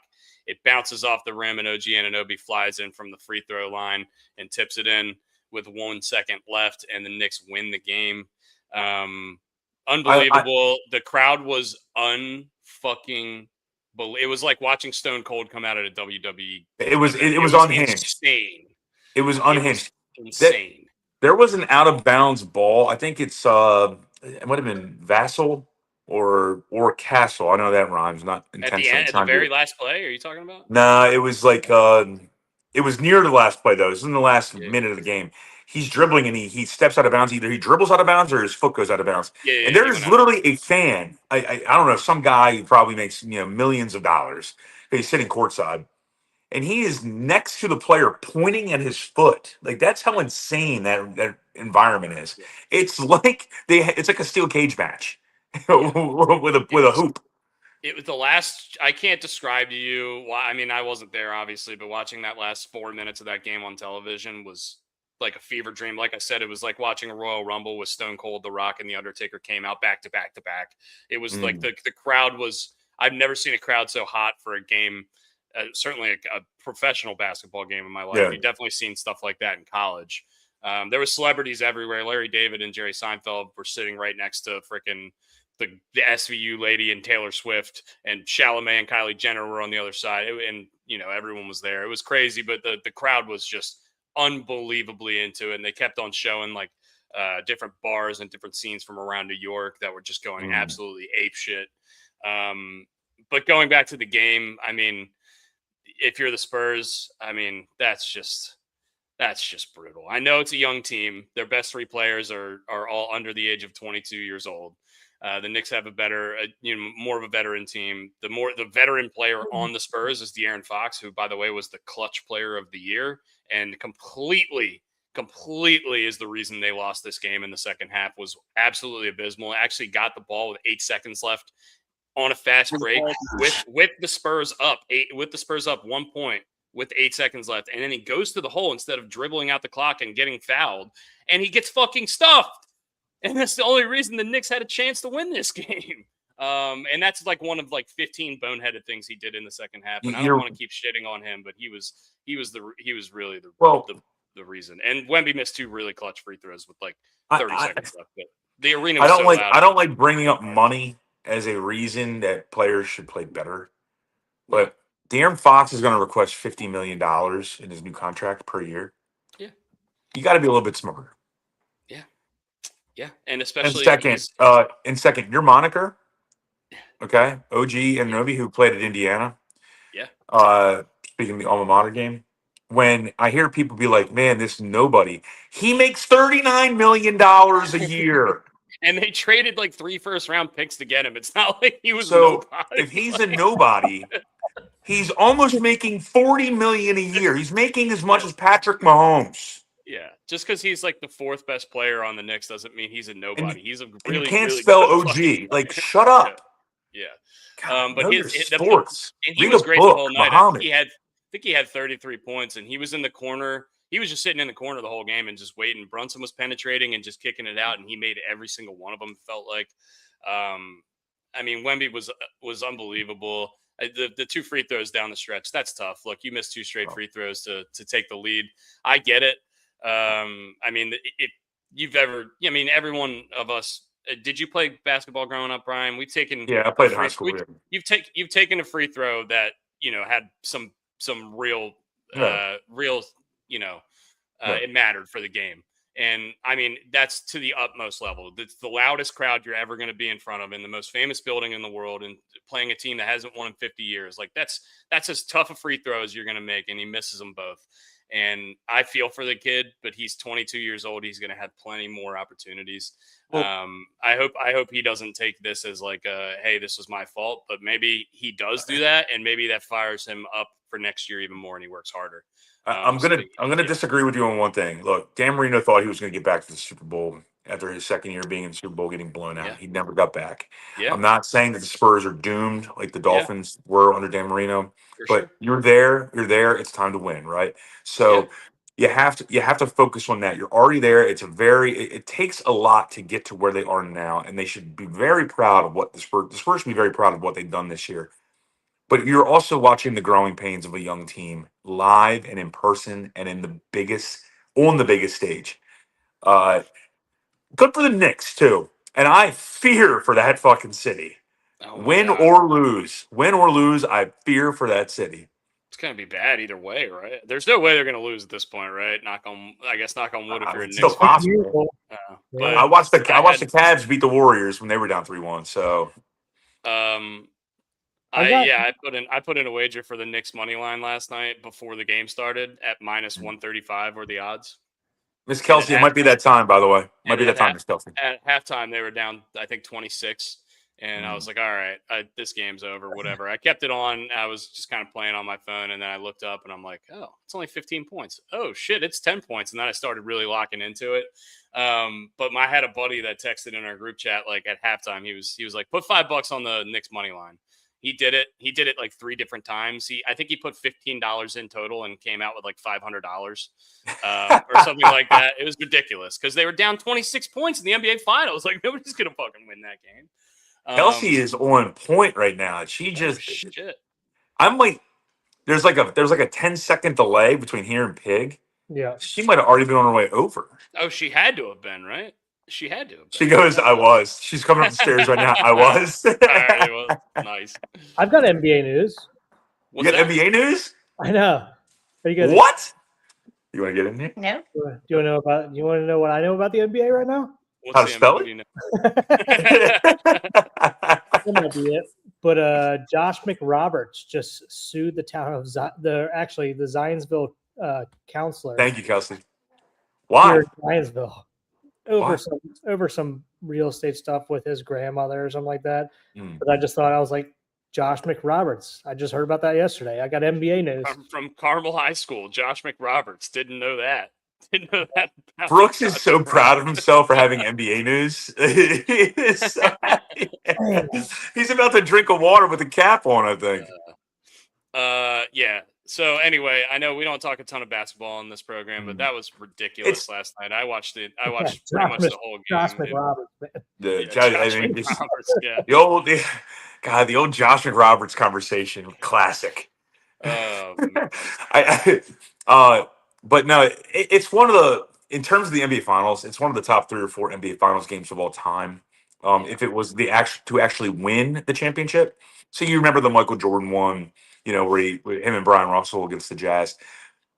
Even I don't remember this; I wasn't alive. But Magic Johnson, with the sky hook in Magic Johnson's rookie year, stuff like that. Those are like memorable games. This being the largest comeback, and also being in New York and the Knicks, and 1973 is the last championship they've won. It's a really big deal. Forget all the other hoopla shit. They focus so much on all the people. Taylor Swift she doesn't know who Naismith is. She doesn't have any idea. She knows how to put lipstick on and sing very well and make a shitload of money. And she's great at what she does. But it's just like they put so many cameras on all these people. Like, who gives a damn? Ben Stiller even came out. Charles Barkley goes, so when did you buy season tickets? He goes, these things are given to me. Yeah, but good for Ben. I mean, Ben Stiller has been the guy in the front row at those games for 20 years. So he's one of those guys. He's one of the OGs that really deserves it. Spike Lee, same thing. Larry David, same thing. He's always been in the front row. I love that Adam Sandler was sitting with him in Seinfeld too. That's really cool. It's great.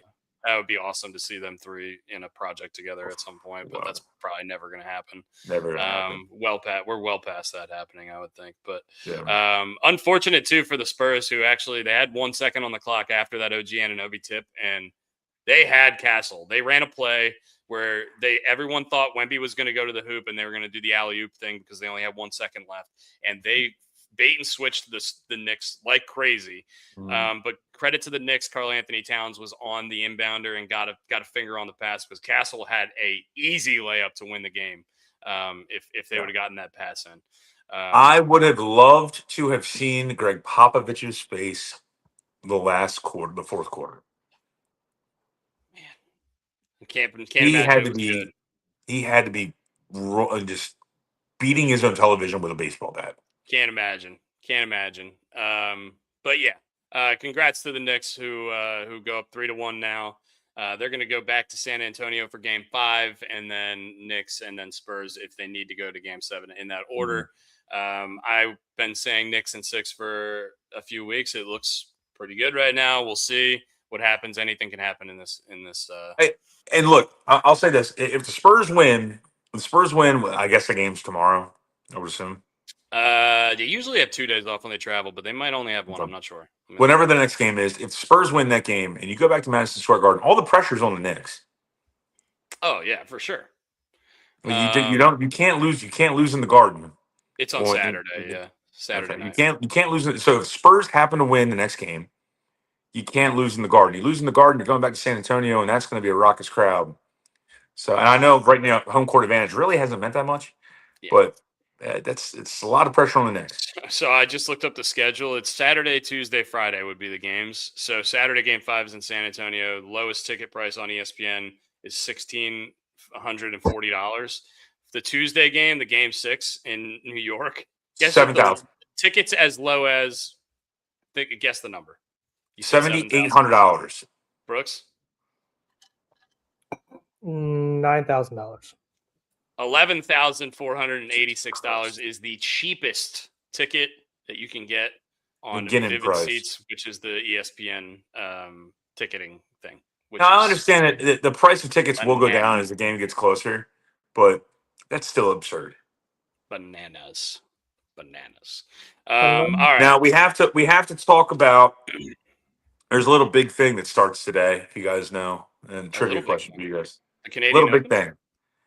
Okay, I want you to take a lap. I want you to come back in a minute. Dude, it's 800 degrees outside. I'm not taking a lap anywhere. As Kelsey said to me earlier when I was walking Carlos, the doggy, she goes, I was coming to work and I felt like I walked through a deviled egg. I've never heard that. I love you, Kelsey, but good God, I hate deviled eggs, and I also hate how it feels outside right now. Deviled eggs are great, but your mom's perm, it's mom's perm, dude. All right, so the World Cup starts today, man. It doesn't start till tomorrow. No, well, I mean, for the U.S., yeah, you're right, but it's kind of weird because there's 3 host countries. Given Canada, U.S., and Mexico. So Mexico opens today. I don't know. They're playing South Africa, I think. And then the U.S. plays tomorrow. So the World Cup. I don't know. Okay.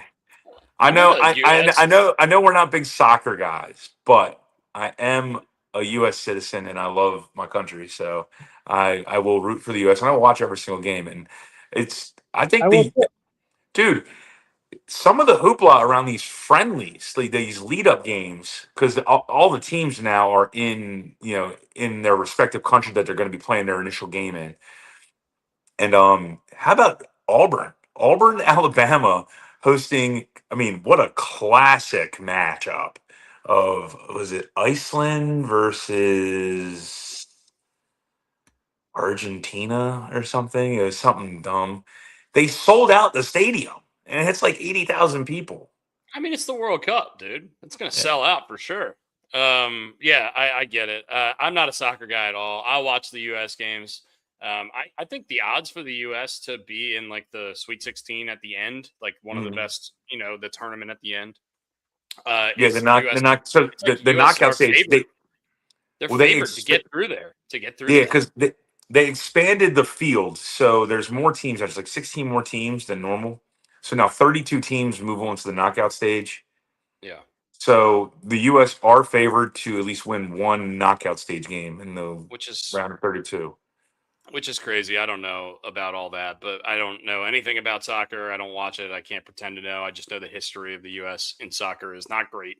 Not good. I guess we play Paraguay tomorrow. We'll get a feel for the team. That's going to be the first Paraguay, right next to Uruguay.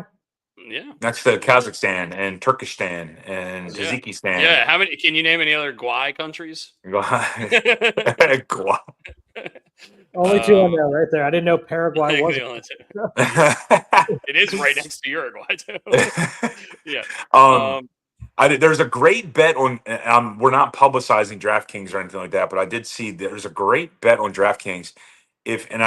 Brooks, you watch McAfee all the time, just like I do. If you bet the U.S. to go up by 1, you bet the money line. You can bet up to $100 if the U.S. goes up by 1 goal at any point. They'll cash it. They cash it out right away. Yeah, they do stuff like that all the time, try to get people in there and spend their money. And that's one of those bets that can hit. You just got to be smart about not reinvesting that money into stupid stuff afterwards. Yeah. New little news, real quick before we bring Joe in. I see he's in our little It's in the queue. our queue here. About 8 minutes ago, the Broncos have extended Sean Payton 5-year contract. Don't know how much money it's worth, but it's he had 2 years left on his deal. Apparently they reworked it, so this is a new 5-year contract starting now. So 5 more years of Sean Payton in Denver. Unsurprising after they had a lot of success last year. They probably were the team that deserved to go to the Super Bowl in the AFC last year, and Bo Nix didn't get hurt. I think that probably would have been the case. So that's your money bet in terms of like what I'm going to call a long shot based on the odds to make the Super Bowl. I mean, they are not in the top 8, which is that's wild. crazy because they were the best. They were the best team in the AFC last year. I mean, I know a lot of people would say the Patriots. The Patriots had an easier schedule, and they, and you play the schedule you give them. But the Denver had to go through a lot more teams, had the same amount of wins, and I think would have won that game in New England. Or if you're looking for a long shot, that would be the one I would put money on. Yeah. So yeah, good for Sean Payton. 5 more years of him in Denver. A lot different than what we expected when he quote unquote retired from the Saints however long ago. The Bananas. As their Did the Bananas steal their logo from the Saints? All right. Arkansas Joe's going to join. What's up, Arkansas Joe? How are we doing? What's going on, fellas? This is strange. I can't see you guys because StreamYard has the logo over the faces. I've never had that happen before, but the show logo is over y'all's faces. But that's okay, Eric. It probably looks better. I'm going to make all kinds of silly faces at you, and you're not going to be able to see it. I can't see shit. But that's okay. That's weird. It's never happened before, but yeah. Okay. Joe, have you been to this diamond mine? Yeah. Have you been to the diamond mine? Okay. Yes. Is it in Arkansas? It is. Yes. Where? Did you get a diamond? And Murfreesboro, Arkansas is the only diamond mine in the country. Okay. That we know about. It's a full state park. So you can go for free. But and you take a shovel and a bucket, and they have a little trough there. You can shake and see if you find diamonds. You can dig all day long. Did you find any when you went? No, we did not. I wonder what the success rate is. It's got to be. I'm sure it's. People after a good rain, people find 3-carat diamonds down there all the time. You're kidding? Really? No, they find good diamonds down there after a good rain. If you know what you're doing and how to look for it, yeah. A carat, 2 carat, 3. People find them all the time. How smart do you have to be to work a shovel? Well, you have to know what to look for on the land. Okay. Kind of like if you watch Gold Rush, they know the geology of the land, where to look and see if it's been picked over. What kind of dirt, what kind of mud, what kind of rocks around, that kind of stuff. You need to take a land surveyor out there with you and see if they can help you. But yeah, it's always somebody that's not from the state. It's like they're coming through, they're visiting, and they find a 3-carat diamond just on a whim. Sweet. So yeah, and then you can sell them. You can sell them right there. There's a shop, like a pawn shop, that'll buy all the diamonds if you want to sell them. So that's wild. Yeah, I'd probably keep it somewhere else if I were them. They do field trips all the time. That's why we went down there when Daniel was in 7th grade. They did a field trip down there. Oh, nice. That's cool. Hell yeah. Joe, who do you like in the College World Series? You probably have more knowledge on this than we do. I'm riding with West Virginia, baby. Right. Hell yeah. Go WVU. I kind of partial to West Virginia, too, for our buddy Sean Floyd. Oh, but yeah, I'm partial to West Virginia as well for Sean Floyd. Yeah. Troy is a very good baseball team out of the Sun Belt. They whooped up on my Trojans, or the Little Rock Trojans, last weekend. Yeah. In the Super Regional. Both teams, it was their first time in a Super Regional. So yeah, but no, I'm gonna ride with West Virginia. I think they got a quality team, and I'm all about how they sing. I mean, they sing at the end. 5,000 people singing "Country Roads." How can Yeah. you? How can you not love that? I mean, I love that. And Ben McDonald invited Pat McAfee up to the booth to sing "Country Roads." So I want to see Ben singing "Country Roads" on ESPN, and then Kevin Brown forcing him to sing "Thank God I'm a Country Boy" on an Orioles broadcast. I mean, we can't sit there and sing "Country Roads" about the state that it's not written about. That's true. Just because they say West Virginia in the song, it's written about Maryland. You West Virginians, you heathens. Yeah. We're not raining on Foy's parade right now. It could have been about San Francisco because he almost named it San Francisco. Did it really? It was San Francisco, West Virginia, and something else. He was in between. He's like, I couldn't call it Maryland because it doesn't go with the song. Oh, okay. Like the cadence of the song. Huh. Isn't it weird that, like, in Germany, when they played the football game out there, it was a year or two ago, they were singing Country Roads like the Germans were. It's like a popular song out there. That makes no sense. It's very popular in Germany and England. Wow. The English folks love Country Roads. So. What's going out in Arkansas today? It's about 900 degrees in Ocean City. Is it the same there? It is. It's like it's an oven out here today. Yeah, it's been that way all week, but it's brutal. It's like breathing soup here in Maryland. It is terrible. It's horrible. No one. I mean, I'm selling Red Bull, but not as fast as I need to. Yeah. You can get them things on ice. Yeah. It's Joe. It's slow. What's the yellow can? Oh, that's the summer. This one down here, that's the summer. Are you holding a case of Red Bull right now? Yeah, it's right in front of me. Look at this. Funny. Oh my God. That summer one is like pineapple flavor, right?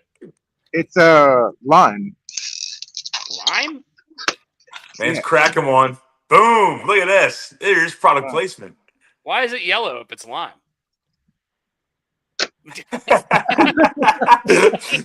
He's not. Joe, that's the best thing you've ever said. I don't know. You got no fucking clue. Sadichi, it's a Japanese word on there, and maybe the Japanese fruit is green, is yellow. I don't know, but you'd think it'd be green since they did away with green edition, but no, it's yellow, and you can find on the internet what its plan is for this. I'm not going to say. Yeah. Don't put yourself out there. Yeah. Well, it's funny because we're told not to say anything, but if you look it up on the internet, it's all over the goddamn place. So, I mean, I wore your shirt the other day, Joe. Oh, well, that's fantastic. It's 900 degrees and you wear a long sleeve shirt. No. It was one of those days like the fake winter like happened. Oh, okay. Did you sell Red Bull? No, I didn't sell any Red Bull, buddy. Oh, you could, Red Bull and vodka is a big thing. You could, the old RBV, yeah. Oh, RBV. Yeah, you could do that. Maybe call Red Bull and vodka penises since badges are. I think we're on to something here. I don't think we are.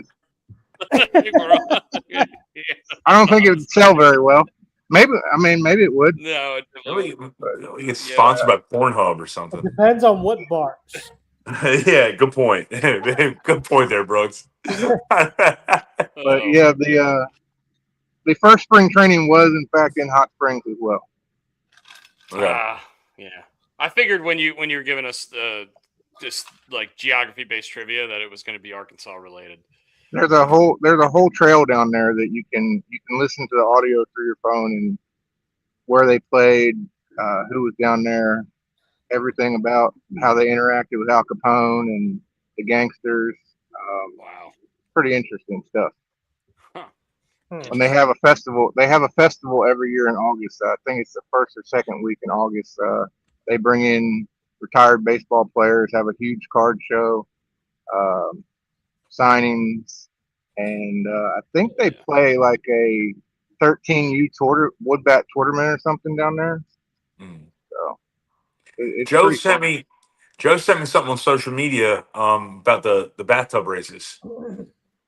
Yeah, they You want me in the bathtub race really bad? yeah, Does that mean I I need do. a shower? Do I smell? I mean, You would know I where don't it know. is. Could be, but yeah, they were this last weekend. It was pretty fun to watch them. I didn't. So can you go down explain the there. bathtub race?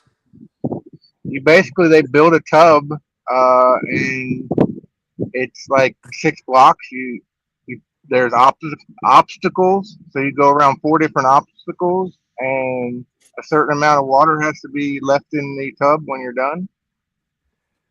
So there has to And be a body in the tub, water yeah, in the tub.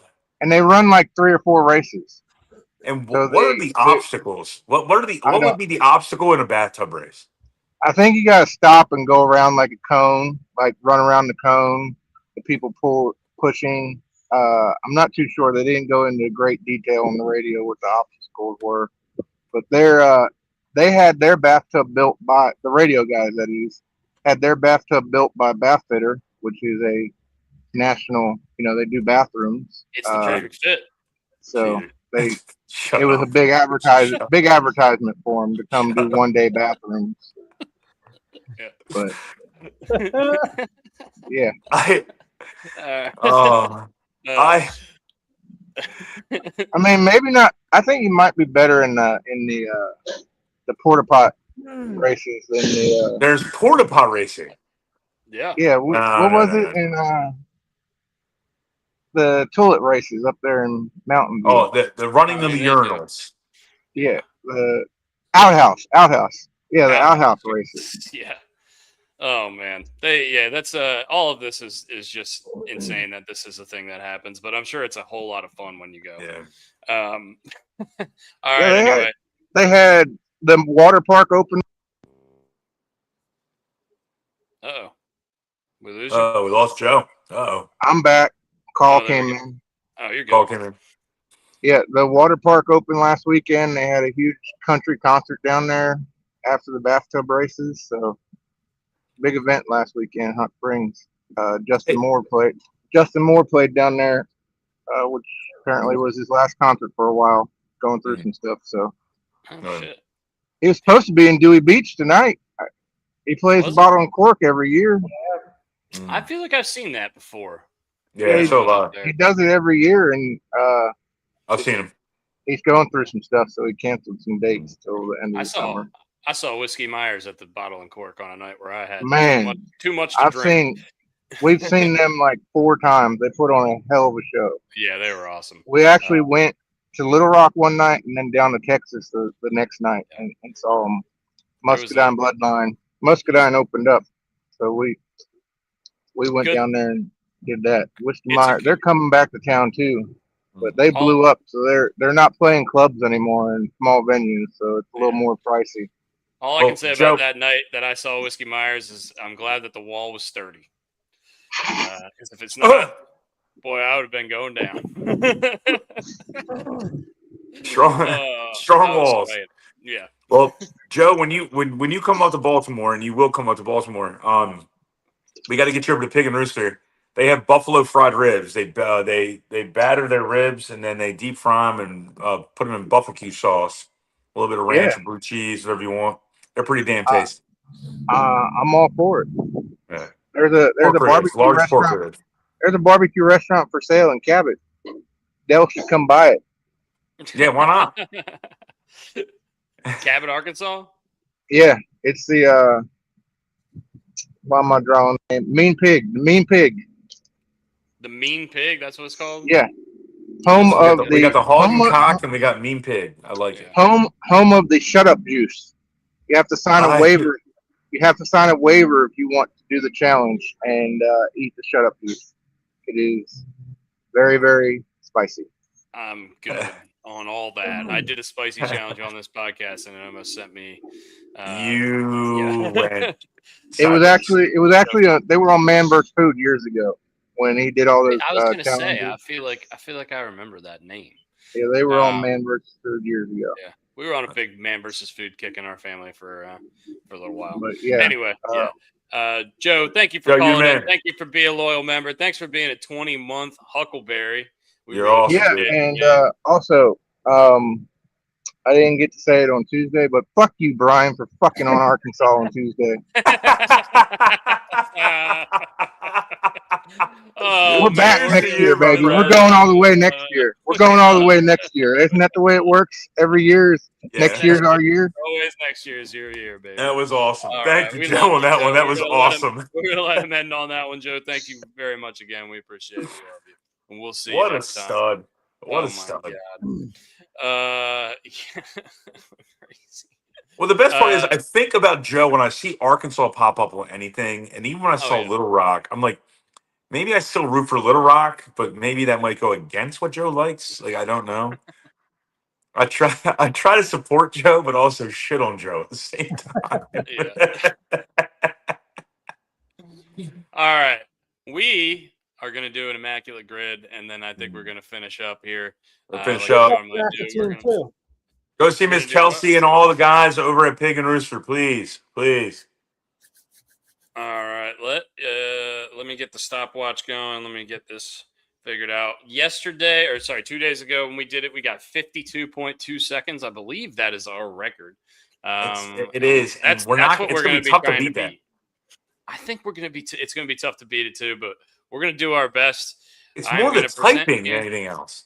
Yeah. I'm going to present here. I think the best way to do it is each of us get one thing of the grid, but then if one of us gets stumped, then it would be really hard. So, yeah, and we're fucked. Anyway, while I'm typing, you guys got to be looking at something else and thinking. You know what I mean? So, no problem. All right. I'm going to share the screen, and we are going to get it done, hopefully faster than 52 seconds. And ready, set, start. Okay, we've got 100 RBIs. Pujols here has got to be 100 RBIs.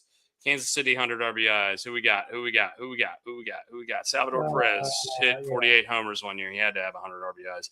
30 homers, 100 RBIs. Juan Gonzalez. I don't know why I thought him, but I just did. New York and Kansas City. Gross. I know. Sorry. New York. A-Rod. Alex New York, Rodriguez. New York, Texas, 30 home runs. Nelson Cruz. Got it. Nelson Cruz. New York, Kansas City's Raul Ibanez. Raul Ibanez, great answer. I see Texas, Kansas City. I think Mike Minor. I don't know why, but I do. Mike Minor played for those two teams. New York, St. Louis, and Texas, St. Louis. What do we got? Anything? Fuck. New York, St. Louis. Paul Andrew Goldschmidt? Miller. Not Goldschmidt. Andrew Miller. Oh, yeah, Goldschmidt. Andrew Miller. Goldschmidt. Good one. Texas, St. Louis.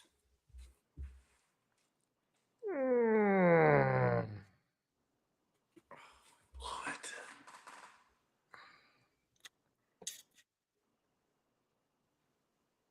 Jordan Montgomery. Jamie Moyer? No.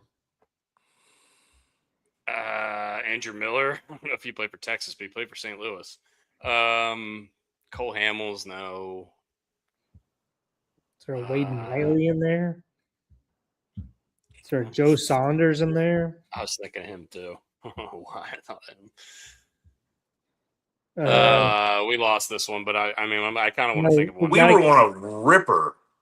We gotta get it right at least. We got Mike Minor on this fucking board. Look at Juan Gonzalez's mustache. That's fantastic. Incredible. Looks like it's Sicario. Raul Ibanez got the soul patch going too. Love that. Texas, St. Louis. Why are we having such trouble with this?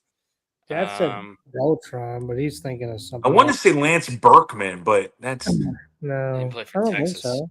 He played for St. Louis. He didn't play. I don't think he played for Texas. This one feels like it's so gettable. They played each other in the World Series too. God. David Freese, Joey Gallo. I don't know. Rick Ankiel. Can't think of anybody. Did like Michael Young make his way over there at some point? No, he played for the Phillies at the end. I don't think he played for St. Louis. Texas. Oh. We're almost at 3 minutes, by the way, guys. Well, because we're taking our time. Carlos Beltran, Dad saying yes. Okay. I don't remember him for either of these teams. Yeah, if Dad's saying give Dad a whirl here. Carlos Beltran. Well done. Guess well done, so. Brian. I don't know why the rarity's not shown. I'm gonna refresh the page real quick. It's internet's being weird here. Okay. Guess it just didn't take our guesses into account there. All right, that's annoying. I'm just gonna hit give up so we can look at the who are the other Texas St. Louis potentially guys? else was there.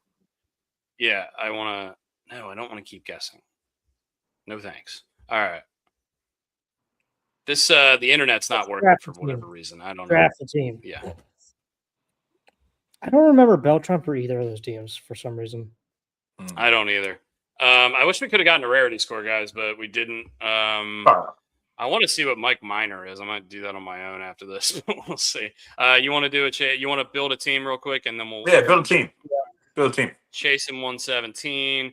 I got a 140 win team yesterday, and so I said I am retiring from this game. Is that your new record? I think that's close to the best of all time. Close to one of the best of all time. It was really good. 141, I think is the best of all time. Yeah. So, all right, we're gonna start the draft. Classic, modern era, and we start off with the 2020s Blue Jays. I think Vlad immediately comes to mind. Yeah. I'm gonna see maybe if there's somebody else. Bo Bichette could be decent. That's not bad. 29-25. I'm taking Vladdy. That or George Springer. Yeah. I think Vlad is probably the answer here. We could take Mesa. Oh yeah. You take Mesa. Probably wouldn't be the best move though. I think Vlad Guerrero Jr. We need a clubhouse guy. Vlad Guerrero Jr. is a little they bit equate better that into these rankings. A little bit better than Tim Mesa. Sorry, Tim. Josh Hamilton won the MVP in 2010. This has got to be the answer here, I think, right? Josh Hamilton, where are you? Adrian Beltre. Ooh, it's that or Nelson Cruz or Adrian Beltre. Those are the three. Oh, yeah. Josh Hamilton here. 32 dongs, 100 RBIs, 8.7 more. I think that's got to be the guy there. Okay, wait, there's a DH spot now. That's interesting. Was that always Tigers 2000s? Miguel. But Cabrera's got to be it. Do we want first base? Maybe he has a third base. Third base. He does have a third base. There's a third base. Oh, Maglio hit 360 one year. Yeah, that was a year. Curtis Granderson, 25-25. Is there a Verlander maybe? It's too early for the good Verlander. And then maybe Fernando Wright. Oh, Joel Zumaya. No. Was what? Was Scherzer on that team too? They're 2010s though. They're like early 2010s, their best years. Well, no, because Verlander 09. But yeah, I think either we take Maglio or we take Miguel Cabrera. What do you guys think? Maglio was what? Was he catching or playing first then? Miguel Cabrera would have to play first base, and we already have a first baseman. You want to go with Maglio? He hit 360. Yeah, go Maglio. Yeah, he's also one of those guys I fucking loved when I was a kid. Mm-hmm. And maybe that's why my hair's so long. Who knows? I doubt that. All right, 1990s Reds. I'm thinking Barry Larkin. Barry Larkin comes to mind. I think he had an MVP in here. Yeah. 1993 or 33, 36. Yeah. I'm just going to see if Deion Sanders would be fun. Jose Rijo. Holy shit. What a season. That's not a name I would be pulling a lot. Rob Dibble, that's a fun one. He struck out a lot of dudes. All right, I think, what do we think? Rijo or Barry Larkin? Barry Larkin. All right, let's go Barry Larkin. Ooh, Reggie Sanders. When you can take a Hall of Famer as your shortstop, I'm taking it. Yeah, that's true. Kansas City Royals in the 80s. I mean, maybe Saberhagen. George Brett, third base. Yeah, George Brett. Yeah, George Brett hit 390. Yeah, that's a pretty good year. We'll take that. Was that the strike shortened season? Well, 94 was that. That was Tony Gwynn. No, it wasn't. 80 or 2010s Cleveland. We've gotten. I feel like this has got to be a Kluber spot here, unless we want to take Jay Ramett or Cliff Lee. I don't like Cliff Lee had a couple. Chu. God, I love that guy, Shin-Soo Choo. What about Jason Kipnis? like Yeah, Kluber. but that's too late. I think Too late. Kluber looks like the best option in the starting pitchers. Do we have? This Andrew Miller season is pretty nasty. Oh, that's tasty. You wanna do That's that? tasty. You want to do that, or do we want to do Kluber or Andrew Miller? What do we think? I think Andrew Miller. Orioles great. Andrew Miller. I'm gonna pick him. Fuck it. Let's do it. Athletics 80s, got to be Ricky Henderson. Give me all the stolen bases you can get. Oh, Big Mac, 50 homers. I mean, it's got to be Ricky, right? 100 bags. Yeah. Take him. Yeah. Canseco had a 40. Don't look by back. the way. Don't look back. Just go. Okay, we don't need any more steals. We got them all. And this is 2010s Tigers. This is potentially where we can get Verlander, or we could get Mickey Cabs in one of those. The Mickey Cabs. The DH spot. Yeah, it's a DH spot though. What's Verlander look like? What's his best? 250 innings, 2.4 ERA. There's a Scherzer year here. Anibal Sanchez, David Price. Yeah, I think Verlander. Unless you guys want Mickey Cabs as the DH. You cool with Verlander? Mm-hmm. Yeah. All right. We've got Pirates 90s. Give me Barry Bonds. The ball. Give me Barry Bonds as our DH. I don't care. If you take Andy Van Slyke, I'm gonna punch you through this. 33 and 50. Is that good? Yeah. Barry Bonds. 2010s Reds. We need a second baseman, a catcher. Joey Votto? Brandon Phillips is not horrible. Johnny Cueto had a fucking awesome year. No, can't take him. He likes putting his cleats up. Isn't Brandon Phillips there? We need a second baseman. We need a second baseman. We can also respin. We also have 2 respins, and we only have a couple picks left. Yeah. Do we want new decade or new team? I'll let you guys pick. I mean, new decade. If we got 70s, we could get potentially a sick Joe Morgan season or a Johnny Bench season. Respin. We could also completely miss if we do that. Decade. All right, give us a 70s. Fuck. Pokey Reese. Get out of here. I mean, we can just take this Jose Rio. They just want us to take Jose Rio. That's a really good fucking starting rotation. I'm good. I'm good with that. Oh, so this game has changed a little bit. I think you take 3 pitchers now. What did we get here? Angels 1980s. Okay, so we got Bobby Grich there. We got the Dynasty Bob Boone. Look at the Bobby Grich. My door is open again. I'm nervous. I didn't ask for anything. 22. Bobby Grich, 22 homers as a second baseman. That's not bad. Don't hate that. We get 3 starters now. It's interesting. It's new. We can take Bobby Grich or we can respin. What do we think? Catcher and second base are going to be hard to get. 22 homers is not bad, but definitely can do better.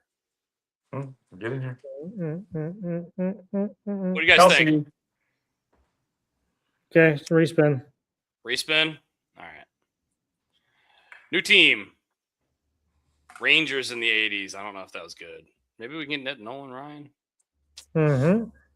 You want to take Nolan Ryan? I don't think we have a choice. Brooks goes, mm-hmm, and Kelsey goes, not that one. What? There was 2 different Nolan Ryans in there. Oh, were there? My bad. Okay, this catcher had 25 stolen bases. Oh my god. This is not a great round. I think we're gonna have to take this catcher here. It's probably the only shot we have, and then hopefully we get a really good second baseman. 1980s Brewers, Paul Molitor. Got to do it, right? Mm-hmm. This team has a lot of stolen bases, by the way. Oh my god. 118 wins. 118 wins? Dude, we're doing it. I don't get that at all. I don't get that at all either. Hey, shout out to Miss Kelsey. Third trip over the house. Oh my god. And she's trying to steal Carlos. Our team statistics here, we have 278 stolen bases. We are running on everyone. We're running on everyone. We're running on everyone. We're hitting on base. And we're running. There's no slide steps. Our catch has 25 bags. We were running every pitch.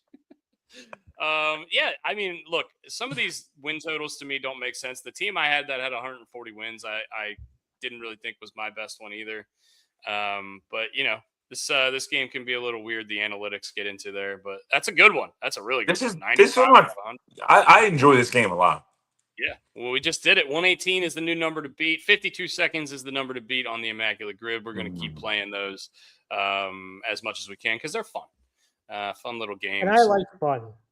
I like having fun. Yeah. Hey, all right. So just before I know we're done with sports, how was Banksy's birthday? We already went over this. It was yeah, good. you did that on Tuesday.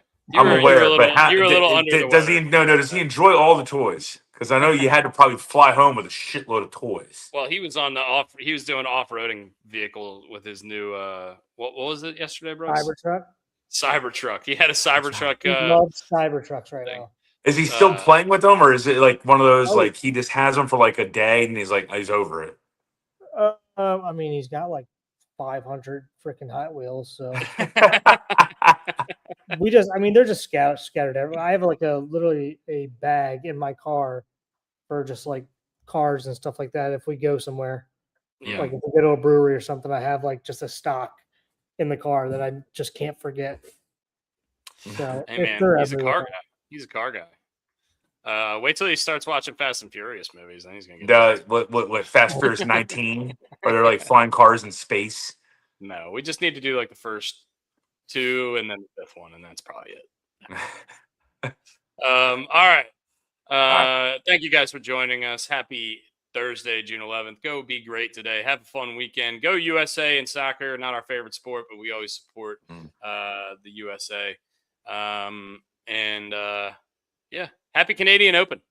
Rekindle on Tuesday. Steve McChesney, you are the man. Thank you very much for watching. Yeah. And we love you guys. Thank you for watching, liking, subscribing, all that good stuff. We appreciate you, and we will see you on Tuesday.